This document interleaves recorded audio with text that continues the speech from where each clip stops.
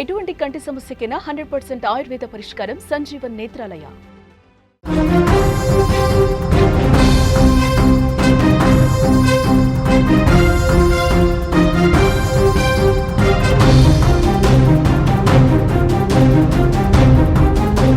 తమిళనాడులో దారుణం చోటు చేసుకుంది. కూతుళ్ల గొంతు కోసిన కన్న తండ్రి దారుణం తర్వాత విషం తాగి అతను కూడా ఆత్మహత్య చేసుకున్నాడు. కొడుకును చంపకుండా వదిలేశాడు. తల్లి చూస్తుండగానే ఈ దారుణ హత్యలు జరిగాయి. అప్పుల బాధతో దారుణానికి ఒడిగట్టినటువంటి వైనం కేసు నమోదు చేసుకున్నారు పోలీసులు. చాలా దారుణమైనటువంటి విషయం. ప్రపంచంలో తల్లిదండ్రుల ప్రేమకి ఇంకొకటి సాటి ఉండదు. తండ్రి అంటే ఒక నమ్మకం, తండ్రి అంటే ఒక ధైర్యం. పిల్లలకు ఆపద వచ్చినప్పుడు అడ్డు నిలిచి కాపాడేది ఆ తండ్రే. అలాంటి తండ్రే కన్న బిడ్డలకు యముడైతే దానికంటే విషాదం ఇంకేమైనా ఉంటుందా? అప్పుల బాధ, మానసిక వేదన ఒక తండ్రిలోని ప్రేమానురాగాల్ని పూర్తిగా చంపేసింది. క్షణికావేశంలో అతను తన కర్తవ్యాన్ని మరిచాడు. తన కష్టం నుంచి తప్పించుకోవటానికి కన్న బిడ్డల పాలిట యముడుగా మారిపోయాడు. రక్షణ కవచం కావలసినటువంటి ఆ చేతులు ప్రాణాలు తీసే పనిముట్లుగా, ఆయుధాలుగా మారిపోయాయి. ఆ చిన్నారి కళ్లకు హీరోగా కనిపించిన ఆ తండ్రి క్రూరమైన కిరాతుడుగా మారిపోయాడు. ప్రస్తుత అప్పుల బాధ తట్టుకోలేక భవిష్యత్తులో మరిన్ని అప్పులకు కారణమవుతారని నిద్రిస్తున్న ముగ్గురు ఆడపిల్లల్ని, జాగ్రత్తగా వినండి, ఇక్కడ నిద్రపోతున్నటువంటి ముగ్గురు ఆడపిల్లల్ని వేట కొడవలితో గొంతు కోసి చంపేశాడు ఆ తండ్రి. ఈ పాపాన్ని కొడుగట్టిన తర్వాత అతను కూడా తనువు చాలించాడు. విషం దాగి చచ్చిపోయాడు. నామక్కల్ జిల్లా రాసిపురం ప్రాంతానికి చెందిన గోవిందరాజ్ ఒక ఆటో డ్రైవర్గా పనిచేస్తూ ఉన్నాడు. భార్య భారతి ఉంది. ముగ్గురు కుమార్తెలు. 8 ఏళ్ల ప్రీతికాశ్రీ, 6 ఏళ్ల రితికాశ్రీ, 5 ఏళ్ల దేవశ్రీ. పేర్లు ఎంత చక్కగా పెట్టాడు చూడండి, దేవశ్రీ, రితికాశ్రీ అని. 1 సంవత్సరం వయసున్న కొడుకు అనీశ్వర్ కూడా ఉన్నాడు. గోవిందరాజ్ ఆర్థికంగా చాలా కష్టాలు పడ్డాడు. 8 నెలల క్రితం ఒక లారీ కొనడానికి ప్రైవేటు ఫైనాన్స్ కంపెనీ నుంచి 14 లక్షల రూపాయలు అప్పు చేశాడు. ఆ డబ్బుతో అతను లారీ కొనలేదు, ఇల్లు కట్టుకున్నట్టుగా తెలుస్తోంది. ఈ అప్పు తీర్చడానికి అతను కేరళ వెళ్ళి కూలీ పని కూడా చేశాడు. 27,000 రూపాయలు ఈఎంఐ కూడా కడతా ఉన్నాడు. కొన్ని రోజుల క్రితం కేరళ నుండి సొంత ఊరికి వచ్చాడు. ఈఎంఐ కట్టడంలో ఇబ్బందులు కూడా ఏర్పడ్డాయి. అప్పుల బాధ వెంటాడుతోంది. ఫైనాన్స్ కంపెనీలు వెంటబడుతున్నారు. గోవిందరాజ్ తీవ్రమైన మానసిక వేదనకు గురవుతూ ఉండేవాళ్ళని అక్కడ స్థానికులు కూడా చెప్తున్నారు.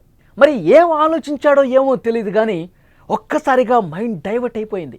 ఒక్కసారిగా తన ఆలోచన పూర్తిగా మారిపోయింది. రాత్రి సమయంలో నిన్న కుటుంబం మొత్తం భోజనం చేసి ప్రశాంతంగా పడుకుంటా ఉన్నారు.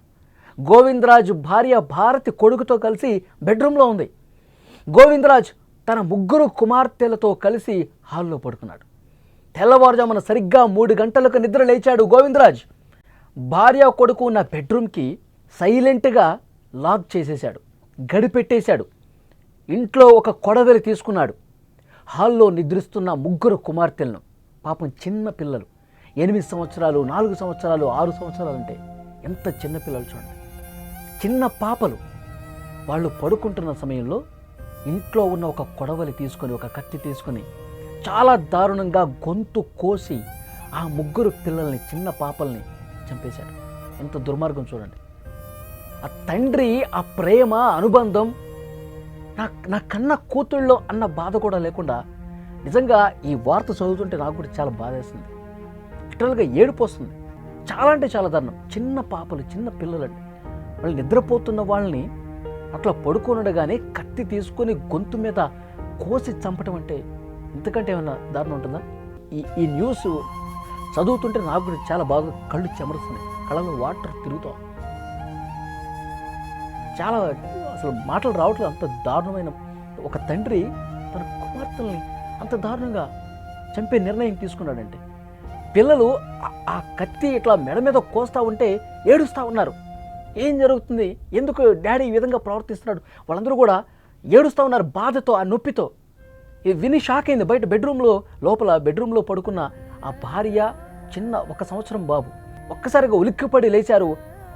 తలుపు కొడతా ఉంది. ఆ భార్య తలుపు కొడతా ఉంటే గడిపెట్టేసాడుగా, ఎంతకీ ఓపెన్ కావట్లేదు. ఇక్కడ చిన్న పాపలు కొన ఊపిరితో కొట్టుకుంటూ చచ్చిపోతూ ఉన్నారు. చాలా అంటే చాలా బాధ అనిపిస్తుంది నాకు కూడా. వార్త చదవలేకపోతాను, అంత బాధ కలుగుతోంది. ఆ భార్య ఇక్కడ పెద్ద పెద్ద కేకలు వేస్తోంది. కేకలు వేస్తుంది, రండి ఎవరన్నా రండి, ఏదో చేసేస్తున్నాడు, నా పిల్లల్ని చంపేస్తా ఉన్నాడు అని చెప్పి చాలా బాధతో కేకలు వేస్తుందా, అరుస్తూ ఉంది. అప్పుడు చుట్టుపక్కల అందరూ కూడా వచ్చి గడియ పగలగొట్టే ప్రయత్నం చేశాడు.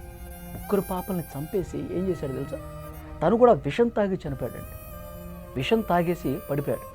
వెంటనే అక్కడ చుట్టుపక్కల వాళ్ళు పోలీసులు వెంటనే వచ్చి తలుపు పగలగొట్టి లోపలికి వెళ్ళి చూస్తే దారుణం, రక్తపు మడుగులో చిన్న పాపలందరూ కూడా పడిపోయారు. నిజంగా షాక్ అయిపోయారు అందరూ కూడా. వెంటనే పోలీసులు వచ్చారు. పోలీసులు వచ్చి కేసు నమోదు చేసుకున్నారు. ఇతని మానసిక పరిస్థితి ఎంత దారుణంగా తయారైంది చూడండి. నిజంగా వాడికి అప్పుల బాధ ఎక్కువైపోతే, నీకు అప్పుల బాధ ఎక్కువైపోయి మానసికంగా బాగపోతే నువ్వు చావు, అంతే ఇక్కడ చిన్న పిల్లల్ని చంపుతావా? ఎంత దుర్మార్గం చూడండి. అప్పుల బాధ ఉంది, లక్షల రూపాయలు అప్పులు చేశావు, నువ్వు తీర్చలేకపోతున్నావు, నా వల్ల కావట్లేదని చెప్పి నువ్వు చచ్చిపో, చిన్న పిల్లల్ని చంపుతావా? ఎంత దుర్మార్గం. నిజంగా చాలా దారుణమైనటువంటి విషయం ఇది. చిన్న చిన్న పాపల్ని ఆ కొడవలు తీసుకొని గొంతు మీద పెట్టినప్పుడన్నా నీకు నా కూతుళ్ళు, నా కన్న కూతుళ్ళు చిన్న పాపలు అని అనిపించలేదా నీకు? పోలీసులు వెంటనే వచ్చారు. ఆ చుట్టుపక్కల వాళ్ళందరూ కూడా డోర్ బదులు కొట్టి చూస్తే 3 విగత జీవులుగా పడున్నారండి, చిన్న పాపలు. చాలా బాధాకరమైన విషయం. పోలీసులు కేసు నమోదు చేసుకుని దర్యాప్తు చేస్తూ ఉన్నారు. అప్పుల బాధే అని తెలుస్తోంది. 14 లక్షల రూపాయలు అప్పు చేశాడంట పాపం. ఆ చిన్న బాబు, 1 సంవత్సరం బాబుతో ఆ తల్లి బెడ్రూమ్లో పడుకొని ఉంది. వీళ్ళు అసలు రావద్దు, ఈ రూమ్లోకి రావద్దు, నన్ను ఆపొద్దు అని ముందే ఫిక్స్ అయిపోయి గడి పెట్టేసి, చాలా బాధాకరమైన విషయం. ఇలాంటి సైకో మెంటాలిటీ వదలని, నిజంగా అతను బతుకుంటే మాత్రం జీవితాంతం జైల్లో పడేయాల్సింది. కానీ విషం దాగి చచ్చిపోయాడు. చాలా బాధ కలుగుతుంది నాకైతే ఈ వార్త చదువుతుంటే. ఎందుకంటే 3 చిన్న చిన్న పాపలు, వాళ్ళు ఏం చేశారండి? వాళ్ళు అసలు ఏం తెలుసు వాళ్ళకి? అసలు ఏం తెలుసు? అసలు ఇంకా సమాజం చూడలేదు, లోకం పోకడ తెలియదు వాళ్ళకి. ఆ చిన్న పాపలు, నా తండ్రే నన్ను ఇంత దారుణంగా గొంతు కోసి చంపేస్తాడని చెప్పి ఆ పాపలకి ఏమైనా తెలుసుదా? అమాయకులైనటువంటి ఆ చిన్నారుల్ని దారుణంగా గొంతు కోసి చంపేశాడంటే నిజంగా చాలా బాధ కలుగుతుంది. చాలా బాధాకరమైన విషయం. పోలీసులు కేసు నమోదు చేసుకుని దర్యాప్తు చేస్తూ ఉన్నారు.